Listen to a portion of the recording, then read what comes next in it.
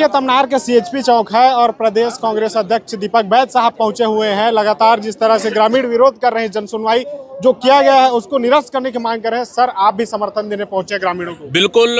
तमनार में पिछले 5 तारीख से लगातार पहला तो कि जन सुनवाई को निरस्त करने के लिए लगातार ग्रामीण मांग कर रहे हैं कि जिंदल कोल माइंस के खिलाफ में, और उसके बाद जन सुनवाई पिछले 8 तारीख को चोरी चुप के एक कोने में टेबल लगाकर 15-20 लोगों के हस्ताक्षर किया गया है। फर्जी जन सुनवाई है। अब उस जन सुनवाई को निरस्त करना चाहिए बोल रहे हैं, लेकिन शासन प्रशासन मानने को तैयार नहीं है। तो लगातार ये लोग 24 घंटे यहाँ पे धरना पे बैठे हुए हैं। यहाँ के आदिवासी, यहाँ की आम जनता, यहाँ के ग्रामीण आज उसको समर्थन देने आए हैं। तो बिना जन भावनाओं के सरकार क्या बंदूक के नोक पर खनिज संसाधन हड़पना चाह रहा है क्या? ये संभव नहीं है। लोकतंत्र है, लोकतंत्र में जनता सबसे बड़ा ताकत है और जनता से बड़ा सरकार नहीं है। सरकार को बात करनी चाहिए, प्रशासन को बात करनी चाहिए।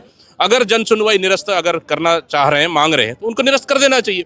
क्या कोल माइंस 15-20-25 लोगों से दस्तखत कराने कोल माइंस लगा लेंगे क्या? ये सबसे बड़ी बात है। तो आखिर इतने जल्दबाजी क्यों? मतलब एक उद्योगपतियों के इशारे में ये सरकार नाच रही है, ये बिल्कुल भी संभव नहीं है। जब आप देखते हैं प्रदेश भर में आप दौरा करते हैं, चाहे वो रायगढ़ की बात हो, खैरागढ़ की बात हो या फिर अन्य जिले की बात हो, पूरे प्रदेश भर में उद्योगपतियों के लिए प्रशासन काम करे, ऐसे कुछ लगता है? सरकार छत्तीसगढ़ को उद्योगपतियों के हाथों गिरवी रख दिया है और सिर्फ ये सरकार उद्योगपतियों के लिए काम कर रही है। चाहे कोल माइंस हो, चाहे बॉक्साइड हो, चाहे आयरन ओर हो, पूरी तरह से अभी तक मतलब 3 साल में पूरी छत्तीसगढ़ को बेचना चाह रही है।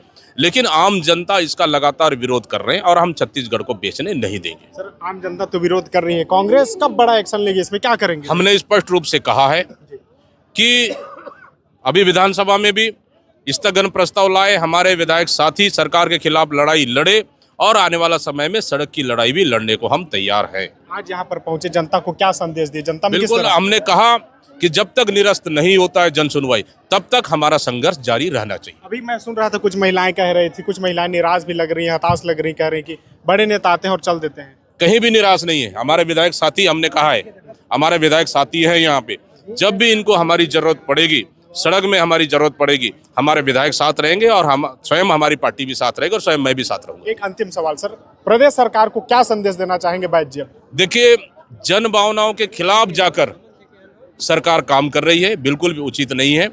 मुख्यमंत्री जी इस क्षेत्र से 4 बार सांसद रह चुके हैं और आदिवासी मुख्यमंत्री, और आदिवासी बेदखल हो रहे जल जंगल जमीन और खनिज संसाधन से।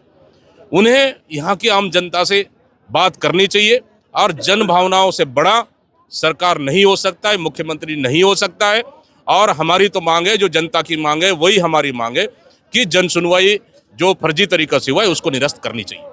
ये आप सुन रहे, देख रहे पीसीसी चीफ दीपक बैद साहब हैं। जन सुनवाई जो हुई है उसको निरस्त करने की मांग कर रहे हैं। उन ग्रामीणों का समर्थन देने के लिए पहुंचे हुए हैं। क्षेत्रीय विधायक, चंद्रपुर के विधायक और जो तमाम नेता हैं, उमेश पटेल साहब, जो बड़े नेता हैं, वो यहाँ पर पहुंचे हुए हैं और